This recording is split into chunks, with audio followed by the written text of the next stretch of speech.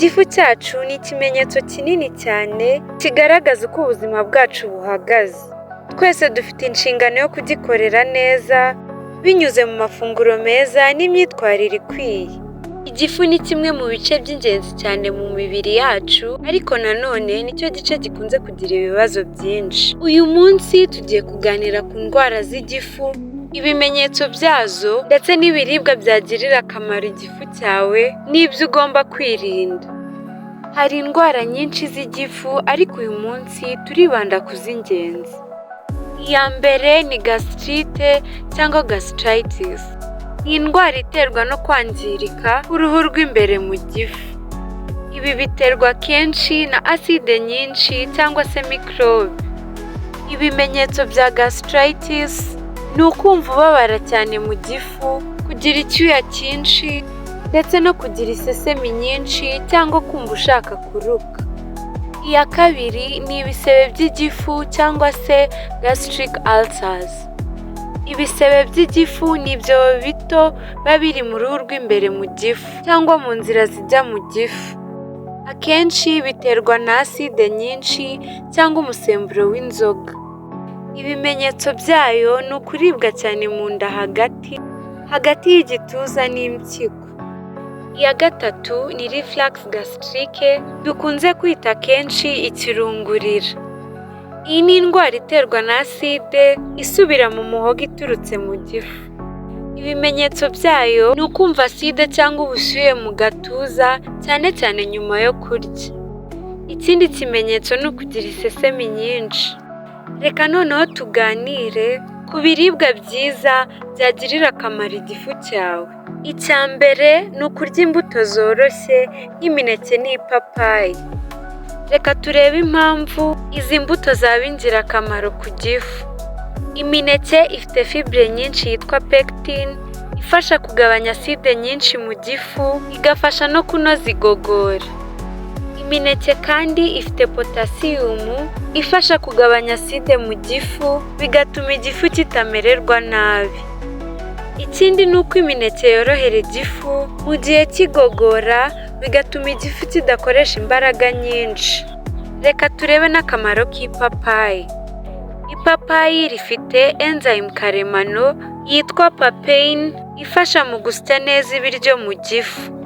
Ibi bikagabanya kuguma kw'ibiryo mu gifu igihe kirekire. Akandi kamaro k'ipapayi ni uko rigira aside nkeya cyane, kandi rifite na vitamine A na C zifasha kugabanya kwangirika k'uruhu rw'imbere mu gifu. Ibindi biribwa wakifashisha ni ibiribwa bifite amavuta meza nka avoka.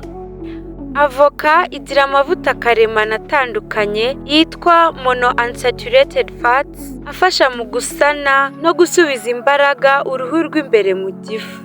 Avoka kandi ikungahaye kuri vitamine E na C zifasha mu kurinda kwangirika k'uruhu rw'imbere mu gifu kubera aside nyinshi cyangwa udukoko twateza ububabare. Imineke n'ipapayi ushobora kubiriraho cyangwa ukabivanga n'amazi meza, bigatanga umutobe worohera uruhu. Imineke n'ipapayi ushobora kubiriraho cyangwa ukabivanga n'amazi meza, bigakora umutobe cyangwa se smoothie woroshye wakorohera igifu cyawe. Avoka yo ushobora kuyivanga mu mafunguro yawe ya buri munsi cyangwa ukayikoresha muri salade. Avoka ni ingirakamaro cyane ku bantu bafite gastrite n'ikirungurira. Ibindi biribwa ugomba gushyira mu mafunguro yawe ya buri munsi ni imboga z'ibibabi nka epinari cyangwa dodo. Izi mboga zigira pH yo hejuru, bigafasha kugabanya aside mu gifu. Ibi rero bikarinda kwiyongera kwa aside nyinshi mu gifu, ishobora guteza gastrite cyangwa ikirungurira. Izi mboga kandi zifite vitamine A na C zifasha mu gukomeza no kubaka uruhu rw'imbere mu gifu rwaba rwarangiritse. Ibi rero bigafasha abantu cyane barwaye ibisebe mu gifu cyangwa gastrite. Akandi kamaro k'izi mboga ni uko zifite fibre nyinshi zifasha igifu gusya neza ibiryo, zikihutisha n'igogora. Izi fibre kandi zifasha kurinda kubyimba kw'igifu, bigafasha kugabanya ububabare mu gifu. Imboga nka epinari zifite vitamine K ifasha kugabanya uburibwe. Imboga kandi zifite amazi menshi akenerwa cyane mu kugabanya ubukana bwa acide mu gifu. Izi mboga rero wazirya mu buryo butandukanye, wazikoresha muri salade cyangwa ukazirya zihiye neza ariko ukirinda gushyiramo ibirungo byinshi. Reka noneho tuganire ku kamaro k'ubuki ku gifu. Ubuki bufite ubushobozi bwo kugabanya acide nyinshi mu gifu, bityo bigafasha abantu barwaye cyane cyane gastrite n'ikirungurira. Ubuki kandi bufasha gusana uruhu rw'imbere mu gifu rwaba rwarangiritse kubera acide nyinshi. Ubuki bufite imiti karemano irwanya kubyimba kw'igifu, bityo rero bikagabanya ububabare buterwa n'indwara z'igifu nka gastrite cyangwa ibisebe by'igifu. Ubuki kandi bufasha mu igogora, bityo rero uburibwe mu gifu bukagabanuka kandi umubiri ukabasha gukura intungamubiri mu biryo byihuse. Ubuki burimo isukari yoroheje, bugira intungamubiri zongerera igifu imbaraga, bityo bigafasha kuzahura igifu cyarwaye cyangwa cyananiwe. Fata ikiyiko kimwe cy'ubuki ukivange n'ikirahure cy'amazi ashyushye, ubinywe rimwe ku munsi. Ibi bifasha kugabanya acide no kunoza igogora. Reka tuganire ku kamaro k'amazi ashyushye ku gifu cyawe. Amazi ashyushye nayo afasha kugabanya acide nyinshi mu gifu, bigafasha ububabare buturuka kuri gastrite cyangwa ikirungurira bugabanyuka. Amazi ashyushye kandi yoroshya igogora, agafasha gusya neza ibiryo mu gifu kandi akagabanya no kubyimba kw'igifu. Aya mazi kandi afasha kugabanya ububabare bw'igifu kuko afite ubushobozi bwo kuruhura imikaya y'igifu, bityo rero bigafasha kugabanya ububabare buzanwa n'indwara z'igifu.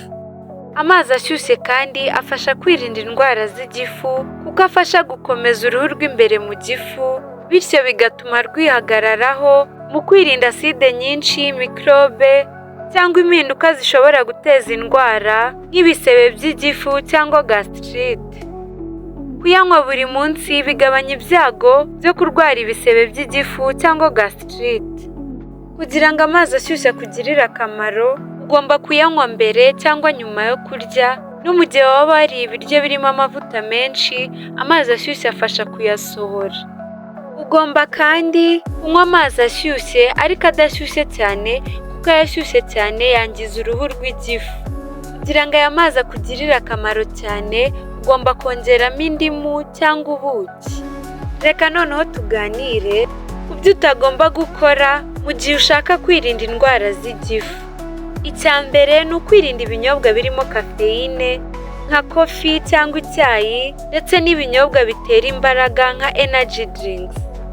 Kafeyine yongera acide mu gifu, kandi iyo acide yabaye nyinshi mu gifu iteza ibibazo nko kubabara mu gifu no kwangirika k'uruhu rw'imbere mu gifu. Ibi rero bishobora guteza indwara z'igifu nka gastrite n'ibisebe by'igifu. Ubwo rero ugomba kugabanya urugero rwa kafeyine unywa cyangwa ugahitamo ibindi binyobwa bitarimo kafeyine. Icya kabiri ugomba kwirinda ni ibiryo birimo ibirungo byinshi nk'urusenda na tangawizi. Ibi birungo byongera acide mu gifu kubera ko bituma igifu gikora acide nyinshi kugira ngo ifashe mu igogora. Iyo acide yabaye nyinshi rero mu gifu biteza ibibazo nk'ikirungurira, kuko acide igenda izamuka iva mu gifu ijya mu muhogo. Ibi birungo kandi bifite umusemburo wangiza urukuta rw'imbere mu gifu, cyane cyane iyo usanze urwaye indwara z'igifu. Abantu basanzwe barwaye indwara z'igifu bagomba kwirinda ibi birungo burundu, ariko niba utazirwaye kandi ushaka kurinda igifu cyawe, wakoresha ibi birungo ariko bike biri mu rugero. Icya gatatu ni ukwirinda ibinyobwa birimo gaze nka fanta n'inzoga zimwe na zimwe. Ibi binyobwa bitera kubyimba kw'igifu kubera ko byuzuza gaze mu gifu cyawe, kandi ibi binyobwa cyane cyane inzoga zirimo acide nyinshi cyane zongera acide mu gifu, kandi uko acide yiyongera niko n'uruhu rw'imbere mu gifu rwangirika. Ibi rero bikaba intandaro y'indwara z'igifu nka gastrite, ikirungurira n'ibisebe by'igifu. Ibi binyobwa kandi bibangamira igogora kubera ko uko umwuka wiyongera mu gifu na aside ikiyongera niko n'igogora rigenda gake, ibi rero bigatera kubyimba kw'igifu. Ku bantu basanzwe barwaye indwara z'igifu bagomba kugerageza guhitamo ibindi binyobwa bitarimo gazi cyangwa se bakabinywa ariko ku rugero rwiza. Tumaze kuganira ku buryo butandukanye bwo kwirinda no gufata neza igifu cyawe. Murakoze gukurikirana iyi video kugeza ku musozo wayo. Mutubwire ibitekerezo byanyu muri comments kandi ntimwibagirwe gukanda subscribe, like ndetse no gusangiza iyi video ku nshuti n'abavandimwe. Naho ubutaha.